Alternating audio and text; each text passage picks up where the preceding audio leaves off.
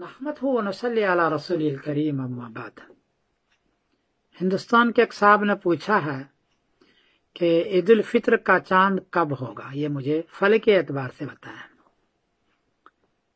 जवाब यह है कि 12 मई बरोज बुध को कराची में चांद की ऊंचाई है 7 डिग्री, पेशावर में चांद की ऊंचाई है 6 डिग्री, इंडिया में चांद की ऊंचाई है 6 डिग्री, बर्मा में चांद की ऊंचाई है 6 डिग्री। चांद 10 डिग्री में नजर आता है, 9 डिग्री में बड़ी मुश्किल से नजर आता है। यहाँ 6 डिग्री और 7 डिग्री है, इसलिए 12 मई बरोज बुध को इंडिया, पाकिस्तान, बांग्लादेश और बर्मा में चांद नजर नहीं आएगा। 13 मई बरोज जुमेरात को कराची में चांद की ऊंचाई है 17 डिग्री, पेशावर में चांद की ऊंचाई है 16 डिग्री, इंडिया में चांद की ऊंचाई है 17 डिग्री, बर्मा में चांद की ऊंचाई है 17 डिग्री।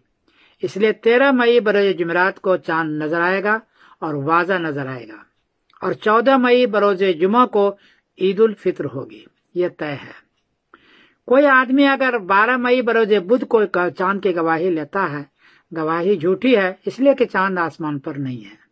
ऐसा न करें, क्योंकि इससे फिर सोशल मीडिया में बहुत देर तक लोग शोर मचाते हैं और उलमा को बुरा भला कहते हैं, और 2 ईदें हो जाती है।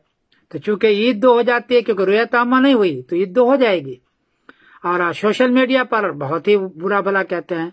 इसलिए 12 मई बरोज बुध को इंडिया, पाकिस्तान, बांग्लादेश, बर्मा में कोई गवाही दे तो मेरी गुजारिश है कि आप गवाही न लें, और 13 मई बरोज जुमेरात को रुयत आमा करें, और 14 मई बरोज जुमा को ईद करें सभी, और यही असल है। मैं समीरुद्दीन कासमी बोल रहा हूँ मैनचेस्टर, इंग्लैंड से। अस्सलाम वालेकुम व रहमतुल्लाहि व बरकातहू।